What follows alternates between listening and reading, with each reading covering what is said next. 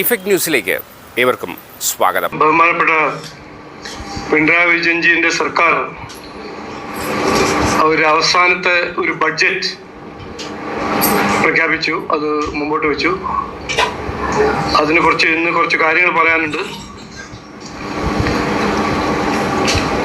ഈ നാടിൻ്റെ സാധാരണ ജനങ്ങളെ ബാധിക്കുന്നത് ഇന്ന് 10 കൊല്ലം പിണറായി വിജയൻജിയുടെ സർക്കാർ ടേം കഴിയുമ്പോൾ ഇന്ന് ബാധിക്കുന്ന കാര്യങ്ങൾ എന്താണ്? രാജ്യത്തിൽ ഏറ്റവും കൂടുതൽ തൊഴിലില്ലായ്മ, രാജ്യത്തിൻ്റെ ഏറ്റവും ഭീകരമായ വിലക്കയറ്റം, തൊഴിലുണ്ടെങ്കിൽ സർക്കാർ ജീവനക്കാർക്ക് ശമ്പളം കിട്ടാത്തൊരു സ്ഥിതി, പെൻഷനർ ആണെങ്കിൽ 4-5-6 മാസമായി പെൻഷൻ കിട്ടാത്ത സ്ഥിതി, ജനങ്ങൾക്ക് അടിസ്ഥാന സൗകര്യങ്ങൾ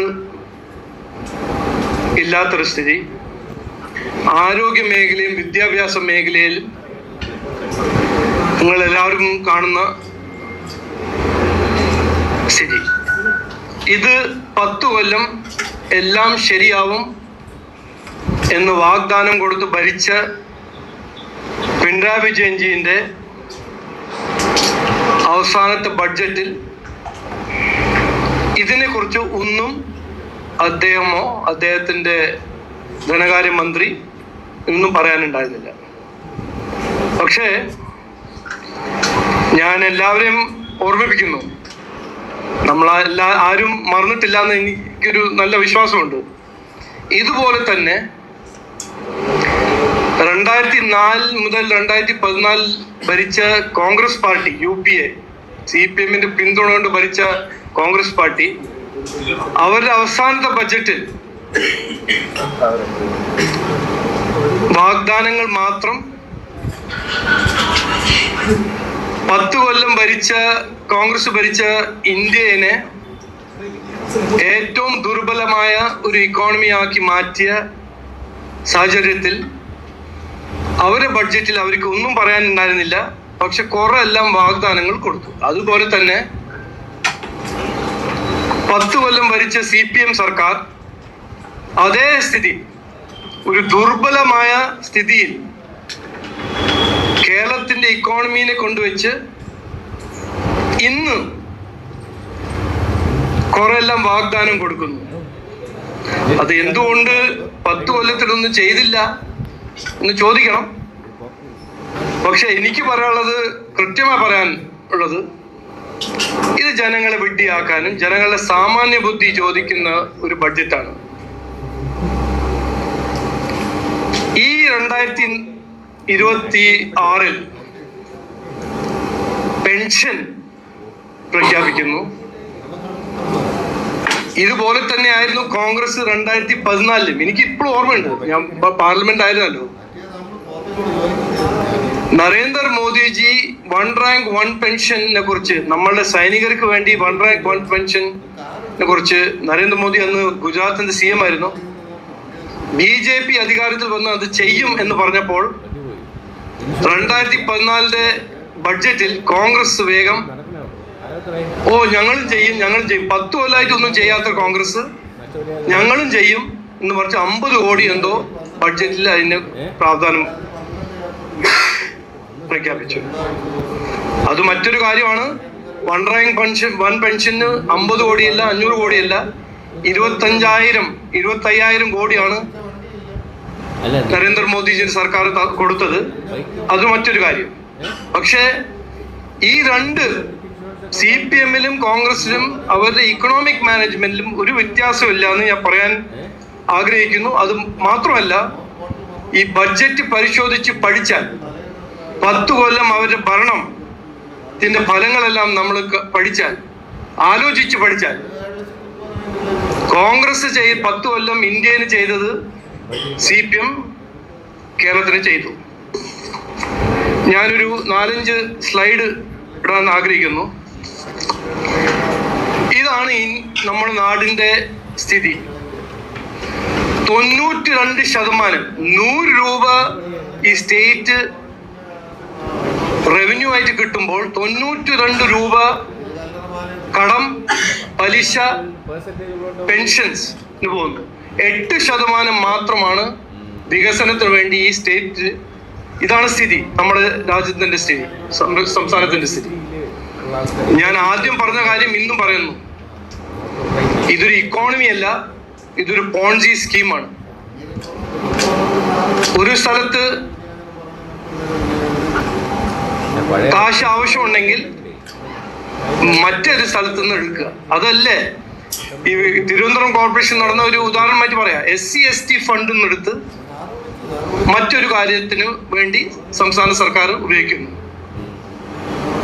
അപ്പോ ഇത് ഒരു ഒഫീഷ്യലായിട്ട് ഇപ്പോ ഈ ബഡ്ജറ്റിനെ കുറിച്ച് എനിക്ക് എന്തെങ്കിലും പറയാനുണ്ടെങ്കിൽ, BJP NDAക്ക് പറയാനുണ്ടെങ്കിൽ, ഇന്ന് ഞാൻ കൃത്യമായി പറയാൻ ആഗ്രഹിക്കുന്നത്, 2014 പോലെ ഇന്ത്യന്റെ ബഡ്ജറ്റ്, ഇന്ത്യന്റെ ഇക്കോണമി തകർത്തി വെച്ച കോൺഗ്രസ്, അതേപോലെ തന്നെ കമ്മ്യൂണിസ്റ്റ് പാർട്ടി, ബഹുമാനപ്പെട്ട മുഖ്യമന്ത്രി 10 കൊല്ലം എല്ലാം ശരിയാവും എന്ന് പറഞ്ഞ മുഖ്യമന്ത്രി ഇന്ന് നാടിന്റെ ഇക്കോണമി തകർത്തി വെച്ചിരിക്കുന്നത്. അതുകൊണ്ടാണ് ഈ ബഡ്ജറ്റിൽ തൊഴിലിനെ കുറിച്ച് ഒരു വാക്കില്ല, വിലക്കയറ്റത്തിനെ കുറിച്ച് ഒരു വാക്കില്ല, അടിസ്ഥാന സൗകര്യങ്ങളെ കുറിച്ച് വാഗ്ദാനം മാത്രം, ആരോഗ്യ മേഖലയെയും വിദ്യാഭ്യാസ മേഖലയെ കുറിച്ച് ഒന്നും പറയാനില്ല. Next slide. ഇതാണ് സ്ഥിതി. ഇതിനെക്കുറിച്ച് സർക്കാരിന് പറയാൻ ഇത് ഡബിൾ ആയിട്ടില്ല. ഇതൊരു അച്ചീവ്മെന്റ് ആണോ? 5 ലക്ഷം കോടി കടം, 3.5 കോടി ജനങ്ങളുടെ തലയിൽ ഒരു കെട്ടിവെച്ചിരിക്കുന്ന സ്ഥിതിയാണ്. പെർ ക്യാപിറ്റ അത് എന്താണെന്ന് നിങ്ങളൊന്ന് കാൽക്കുലേറ്റ് ചെയ്ത് നോക്കൂ. ഇത് എങ്ങനെയാണ് റീപേ ചെയ്യാൻ പോകുന്നത്? ആരാണ് റീപേ ചെയ്യാൻ പോകുന്നത്? ഇത് പുതിയ തലമുറ, വരുന്ന പുതിയ ജനറേഷൻ. ഈ കടം അവരെ ബാധിക്കാൻ പോവല്ലേ? ഈ കടത്തിന്റെ ഫലം എന്താണ്? നാളെയോ മറ്റന്നാളോ വരുന്ന കൊല്ലത്തിൽ ഈ കടം കൊടുക്കാൻ ഇന്നിപ്പോ 92% ഈ സംസ്ഥാനത്തിന്റെ റവന്യൂ, ഞാൻ പറഞ്ഞ പോലെ കടവും പലിശയും പെൻഷൻസിനാണ് പോകുന്നത്. ഇനി വരാൻ പോകുന്ന കാലത്ത് അത് എന്താ 100% ആവും. അപ്പൊ വികസനത്തിന് വേണ്ടി കാശുണ്ടാവില്ലേ? ഇതാണോ ഇവരുടെ കാഴ്ചപ്പാട്? ഇത് ചോദിക്കേണ്ട ഒരു ചോദ്യമാണ്. ഇത് ചോദിക്കണം, ഇതിനെക്കുറിച്ച് ആലോചിക്കണം. 92% ഇന്ന് നമ്മൾ ഓരോരോ രൂപ റവന്യൂ കിട്ടുന്ന 100 രൂപേന് 92 രൂപയാണ് പലിശയ്ക്കും കടത്തിനു വേണ്ടി, പെൻഷൻസിന് വേണ്ടി കൊടുക്കുന്നത്. അപ്പൊ പുതിയ തലമുറയ്ക്കോ നാടിന്റെ വികസനത്തിന് വേണ്ടി എവിടുന്ന് കാശ് കിട്ടും? ഇനിയും കടം വാങ്ങിച്ചിട്ടോ? ഇതാണ് ഒഫീഷ്യലി ഒരു debt trap. Next.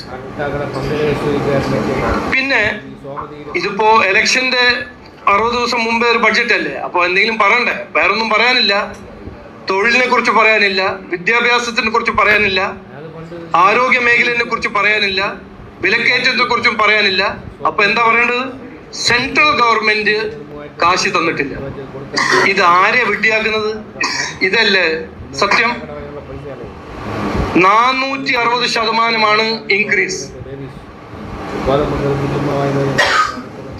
Next. Tax ഡിവോൾവ് ആവുന്നില്ല. ഇത് മറ്റൊരു ജനങ്ങളുടെ ശ്രദ്ധ തിരിക്കാൻ. എന്താണ് സത്യം? 10 കൊല്ലം കോൺഗ്രസ്, CPM-ന്റെ പിന്തുണ കൊണ്ട് കോൺഗ്രസ് ഭരിക്കുമ്പോൾ 46,000 കോടിയായിരുന്നു ഡെവല്യൂഷൻ. 1,50,140 കോടിയാണ് കഴിഞ്ഞ 10 കൊല്ലം നരേന്ദ്രമോദിന്റെ സർക്കാർ ഡിവോൾവ് ചെയ്ത ഫണ്ട്സ്. 10 കൊല്ലം ബഹുമാനപ്പെട്ട മുഖ്യമന്ത്രി 22 ലക്ഷം കോടി ചെലവാക്കിയിട്ടുണ്ട്. 22 lakh crores. അത് എങ്ങോട്ട് പോയി? എവിടെ പോയി? എന്ത് ചെയ്തു? എന്തുകൊണ്ടാണ് ഇന്നും ഹോസ്പിറ്റൽസില് പേഷ്യൻസ് മരിക്കുന്നത്? എന്തുകൊണ്ട് കുടിവെള്ളം കോൺട്രാക്ടേഴ്സിന് കാശ് കിട്ടുന്നില്ല? എന്തുകൊണ്ട് പെൻഷൻ കിട്ടുന്നവർക്ക് 6-5 മാസം കഴിഞ്ഞിട്ടാണ് പെൻഷൻ കിട്ടുന്നത്. സർക്കാർ ജീവനക്കാർക്ക് ശമ്പളം സമയത്ത് കിട്ടുന്നില്ല. അപ്പൊ 22 ലക്ഷം കോടി എങ്ങോട്ട് പോയി? എവിടെ പോയി? എന്ത് ഇത്? ഈ ഒരു ഇക്കണോമിക് മിസ്മാനേജ്മെന്റ്. അടുത്തത്, ഈ 10 കൊല്ലം കഴിഞ്ഞ് എത്രയോ കൊല്ലം ക്ഷേമ പദ്ധതികളെല്ലാം 5-6 മാസം കഴിഞ്ഞ് കിട്ടുന്ന സ്ഥിതി, ഇതെല്ലാം ജനങ്ങൾ മറക്കും. എന്നിട്ടാണ് ഇലക്ഷന്റെ 60 ദിവസം മുമ്പ് പറയുന്നത് എല്ലാവർക്കും പെൻഷൻ സമയത്ത് കിട്ടുന്നു.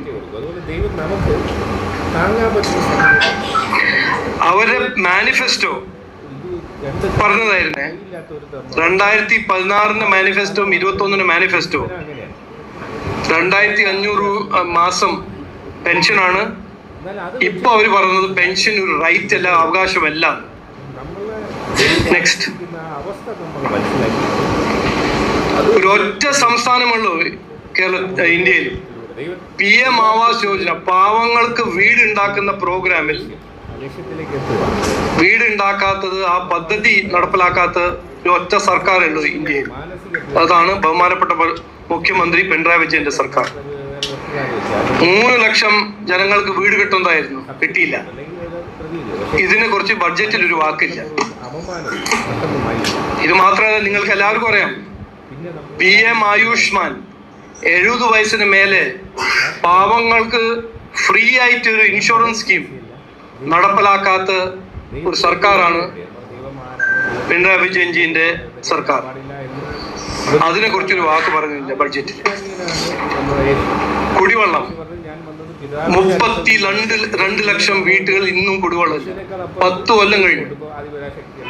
6000 കോടിന്റെ ഇന്നും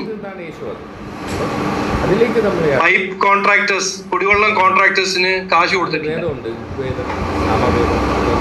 ഇന്നും രാജ്യത്തിൽ ഒരു ബോട്ടം ഹാഫിലാണ് കേരളത്തിന്റെ കുടിവെള്ള കവറേജ്. 55.54% ആണ് കുടിവെള്ളം കവറേജ്. ജൽജീവൻ മിഷന്റെ പ്രോഗ്രാം, ഞാൻ മന്ത്രിയായിരുന്നു ജൽജീവൻ മിഷന്റെ, അപ്പൊ ഇതിനെ കുറിച്ച് എനിക്ക് കൃത്യമായി അറിയാം. പിന്നെ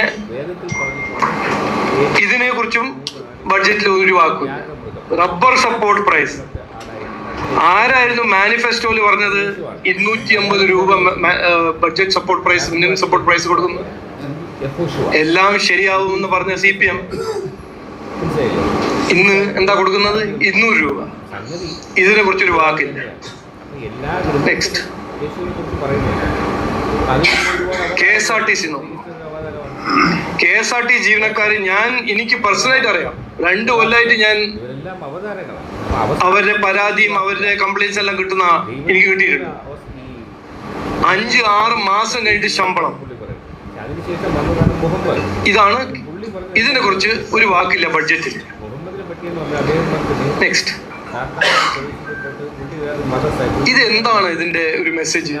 കുട്ടികൾക്ക് ലൈഫ് ഇൻഷുറൻസോ? അത് എന്തുകൊണ്ട്?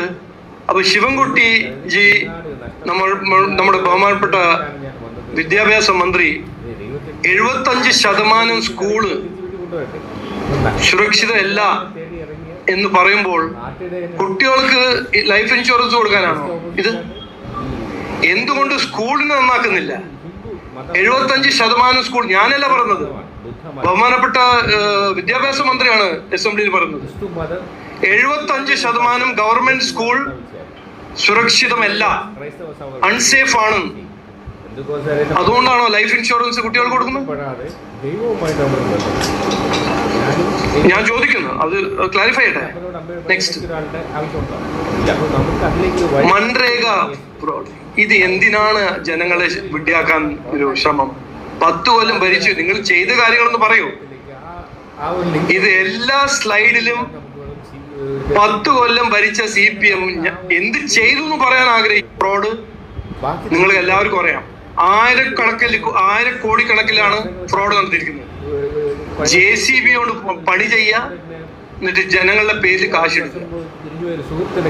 അത് റിഫോം ചെയ്യുമ്പോൾ, അത് നിർത്തുമ്പോൾ, അതിനു വേണ്ടി ഒരു പുതിയ പദ്ധതി കൊണ്ടുവരുമ്പോൾ അതൊരു പ്രചരണമായിട്ട് മൻരേഗ ഞങ്ങള് ബാധിക്കുന്നു, ഞങ്ങൾ അത് നിർത്താൻ നോക്കുന്നു. നെക്സ്റ്റ്. അതെല്ലാം ഒരാഴ്ചയിലാണ് സംഭവിക്കുന്നത്. ശബരി റെയിലിന് കാശില്ല, NH-66 ലാൻഡ് അക്വിസിഷന് കാശില്ല, എയിംസ് ലാൻഡ് അക്വിസിഷന് കാശില്ല. പക്ഷെ നേറ്റിവിറ്റി കാർഡ്സിന് കാശുണ്ട് ബോർഡിൽ, ബഡ്ജറ്റിൽ. ഇന്നൊരു പേപ്പറിൽ ഒരു ആർട്ടിക്കിൾ ആണ്, ഇതൊന്ന് നിങ്ങൾ എല്ലാവരും വായിക്കണം. ഈ CAA, SIR ഇതിനെല്ലാം ഒപ്പോസ് ചെയ്യുന്ന പാർട്ടിയാണ് CPM കോൺഗ്രസ്, രണ്ടുപേരും. നേറ്റിവിറ്റി കാർഡ് കൊടുക്കാൻ ഇറങ്ങിയിരിക്കുകയാണ്, അതിന് കാശുണ്ട്. പക്ഷെ ഇവിടെ നടക്കുന്ന ഇല്ലീഗൽ ഇമിഗ്രേഷനും ഫേക്ക് ആധാർ കാർഡ് വഴി വോട്ടർ ലിസ്റ്റിൽ കയറുന്നതും ഇതിനെ കുറിച്ച് ഒന്നും പറയാനില്ല.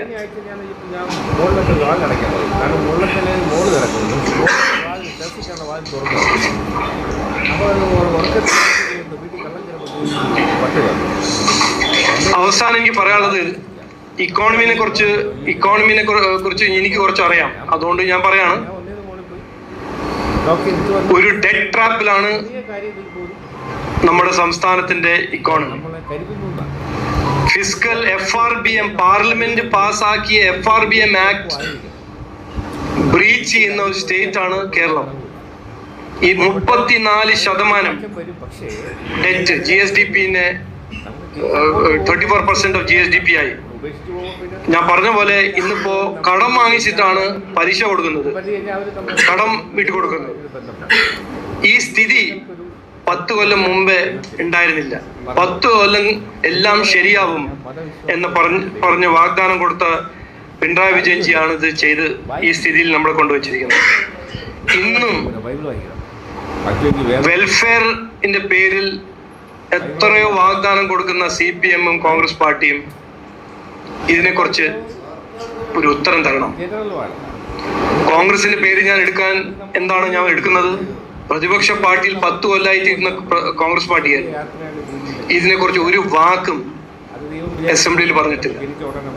ഈ കടത്തിനെ കുറിച്ചോ വെൽഫെയർ സബോട്ടാജിനെ കുറിച്ചോ, പിന്നെ ഈ അവസാനം ഈ പ്രചരണം, ജനങ്ങളെ ശ്രദ്ധ തിരിക്കാനും ജനങ്ങളെ വെട്ടിയാക്കാൻ നോക്കുന്ന ഈ ഇലക്ഷന് മുമ്പ് ഒരു തന്ത്രം. സെൻട്രൽ ഗവൺമെന്റ് ഇത് തരുന്നില്ല, അത് തന്നില്ല, അതുകൊണ്ടാണ് നാടിന്റെ സ്ഥിതി ഇങ്ങനത്തെ സ്ഥിതി. നാടിന്റെ സ്ഥിതി ശരിയല്ല എന്ന് അവരെന്നെ സമ്മതിക്കുന്നു. അതിന്റെ കാരണം 10 കൊല്ലം ഞാൻ ഒരു മടിയില്ലാണ്ട് പറയുന്നു. 10 കൊല്ലം ഇവിടെ നടന്ന കഴിവില്ലായ്മയും അഴിമതിയും കുറ്റകരമായ അനാസ്ഥയാണ്. ആ ഒരു ഭരണത്തിനെ മാറ്റാൻ സമയം ആയി. ഈ ഇലക്ഷനിൽ ജനങ്ങൾ അത് തീരുമാനിച്ച് ഈ ഭരണത്തിന് മാറ്റും എന്ന് എനിക്ക് 100% ഉറപ്പുണ്ട്. ഇത് പറഞ്ഞ് വാക്ക് ചുരുക്കുന്നു. നമസ്കാരം. കൂടുതൽ വിശേഷങ്ങളും വാർത്തകളുമായി വീണ്ടും കണ്ടുമുട്ടാം. അതുവരെ ഇവർക്കും നന്ദി, നമസ്കാരം.